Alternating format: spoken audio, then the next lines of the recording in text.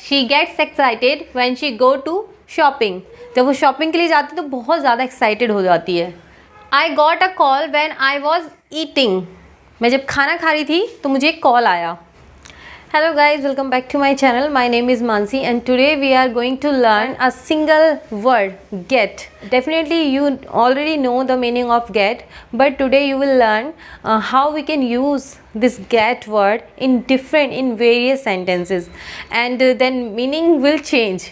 And this is a very unique and interesting trick by which you will never forget any vocab or any single word if you learn by this technique. So this is a very smart way to learn any word, so by which you can enhance your vocabulary, enhance your words power.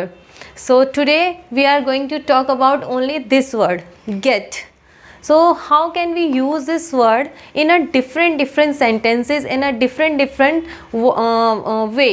So today I'm going to share with you. So not further ado, let's get into the video. So guys, यहाँ पर मैंने कुछ get से related और words लिखे हैं जिनका meaning एकदम change हो जाता है अगर हम इन words के साथ इनको use करेंगे तो। सबसे पहले मैंने लिखा है get nowhere, मतलब कहीं ना पहुंचना, वहीं के वहीं रह जाना, कहीं नहीं वहीं के वहीं। सो इसको यूज़ कैसे करेंगे? Have you any idea? Okay, you have only 5 second, think about this word and make a sentence with this word. Tick tick 1, tick tick 2, tick tick 3, tick tick 4 and tick tick 5। Time's up. So आपने कुछ सोचा क्या sentence बन सकता है इसके साथ? Let's see.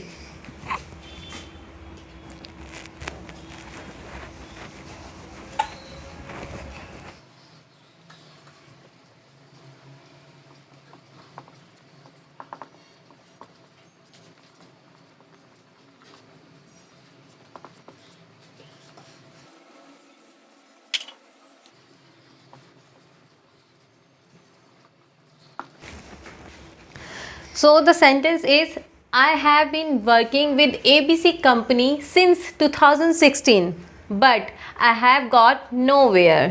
मैं इस कंपनी के साथ 2016 से काम कर रहा हूँ, बट मेरा कुछ भी नहीं हुआ, मैं वहीं के वहीं हूँ, मेरी कोई तरक्की नहीं हुई है। इसका मतलब ये तरक्की होना, तो कोई तरक्की नहीं हुई, जहाँ से शुरू किया था अभी भी वहीं उसी पोजीशन पर है। तो nowhere का मतलब होता है कोई तरक्की ना करना, वहीं के वहीं रुके रहना, कहीं भी ना पहुँचना, जहाँ थे वहीं रहना। सो चलिए देखते हैं next sentence, get something. Something मतलब कुछ पाना, समथिंग लाइक शूज़, मोबाइल या कोई भी ऑब्जेक्ट। सो एग्जाम्पल के थ्रू समझते हैं।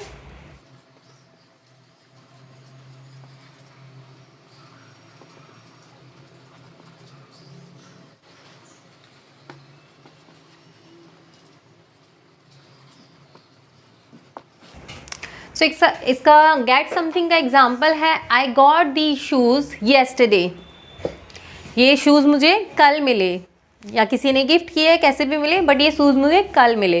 एंड नेक्स्ट सेकेंड एग्जाम्पल है, I will get this dress next week.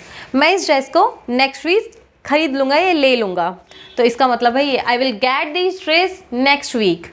So पाना, कुछ मिलना, इसका मतलब होता है मिलना, पाना। गेट समथिंग तो कुछ मिलना या पाना। I will got this shoes yesterday, I will get this dress next week. Okay, so next word है गेट टू द समवेयर। मतलब यहाँ पे लिखे मैंने एग्जाम्पल, जहाँ पर हम द के साथ यूज़ करेंगे इसको, office, gym, park and store. So how to use this?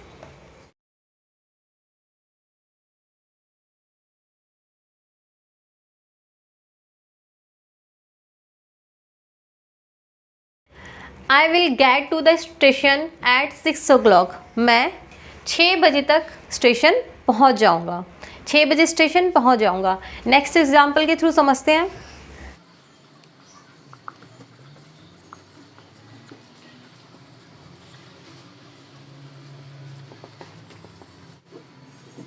तो इसके दो मीनिंग हो गए। I will get to the station at 6 o'clock मैं स्टेशन 6 बजे पहुंच जाऊंगा, या और फिर I want to get to the store before it close. Store close होने से पहले मुझे स्टोर पर पहुंचना है। नेक्स्ट है गेट बेटर और वर्स, कुछ चीज़ अच्छी होना या बुरी होना, तो उसके लिए भी हम गेट का यूज़ करते हैं, गेट बेटर और गेट वर्स। सो देखिए एग्जाम्पल के थ्रू समझते हैं।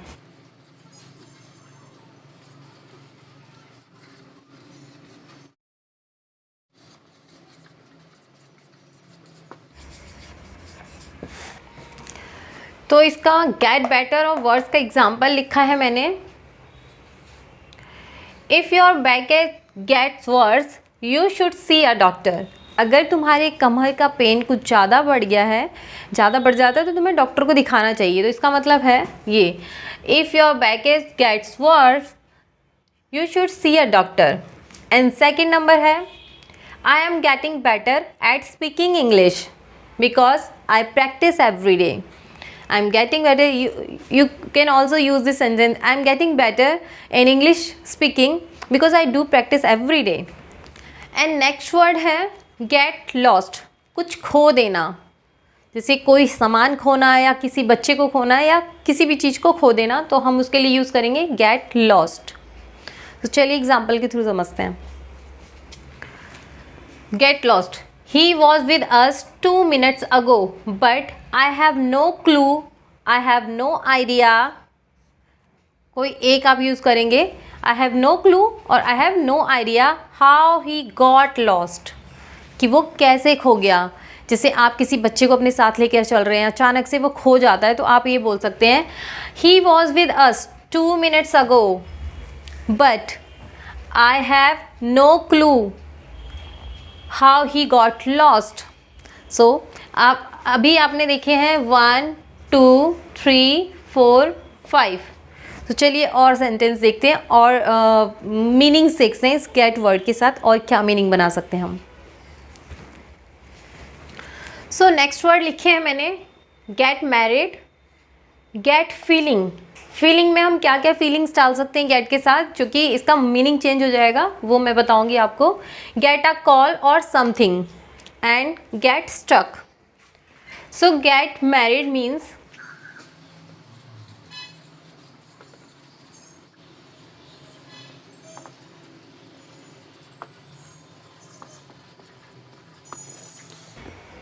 Raju and Priya are getting married next week.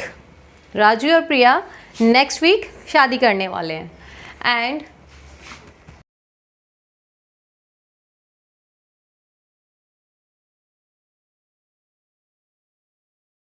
I got married in 2014।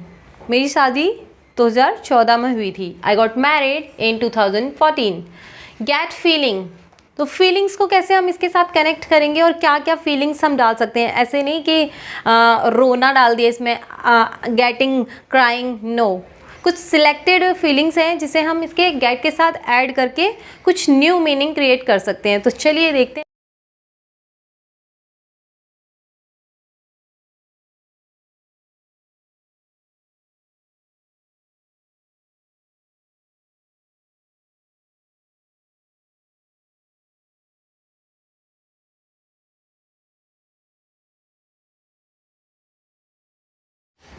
सो इसके एग्जाम्पल है, आई एम गेटिंग एंग्री, मुझे गुस्सा आ रहा है। तो गुस्सा भी एक इमोशंस है, एक फीलिंग्स है, emotion. Okay, emotions and feelings. I am getting angry या फिर आई एम गेटिंग इमोशनल, ये भी बोल सकते हैं। She gets excited when she go to shopping। She gets excited when she go to shopping. जब वो शॉपिंग के लिए जाती है तो बहुत ज़्यादा एक्साइटेड हो जाती है। It was late and I got tired, बहुत देर हो गई और मैं बहुत बुरी तरह से थक चुकी हूँ। जैसे ऑफिस में बैठे बैठे आप इस सेंटेंस को यूज़ कर सकते हैं। जैसे बहुत ज़्यादा काम कर लिया और जब हम घड़ी देखते हैं तो बोलते हैं it was late and I got tired. इस तरीके से यूज़ कर सकते हैं। एंड गेट अ कॉल और something, you are getting a call, you are getting a call, तुम्हारा कॉल आ रहा है। या फिर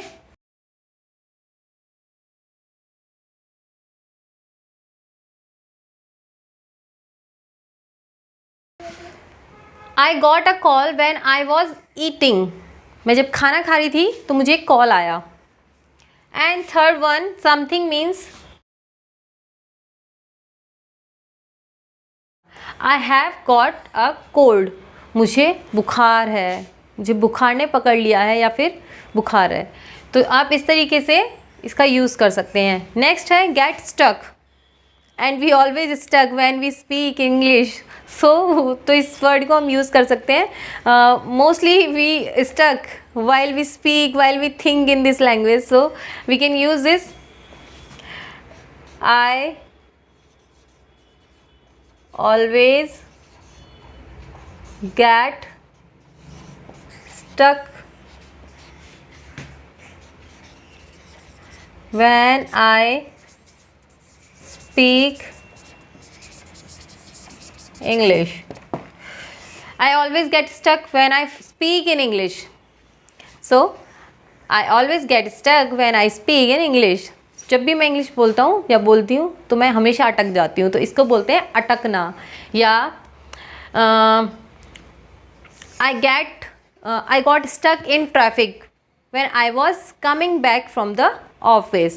इस तरीके से आप स्टक का यूज़ कर सकते हैं, ट्रैफिक में अटकना या फिर किसी मीटिंग में अटक जाना। तो इस तरीके से आप इसका यूज़ कर सकते हैं अटकने के लिए। सो आई होप आपको ये वीडियो अच्छा लगा होगा। और अगर आप किसी भी वर्ड को लर्न करने की कोशिश कर रहे हैं, उसे याद करने की कोशिश कर रहे हैं, तो मेक श्योर कि उस वर्ड के साथ आप 10-15 सेंटेंसेस बनाएं and then try to repeat them again and again. Then you will never forget that word and you will always remember when you are trying to speak in this language, and you can easily use that sentence or that word because you already did practice with that particular word or particular sentence. So always try to make some sentences on that particular word which you are going to learn. So always try to do this trick. By this trick you will never forget any word, any vocab in future. So I hope this video will help you a lot. If yes, then give a like to this video and share with your friends and family. See you in next one. Till then, bye bye.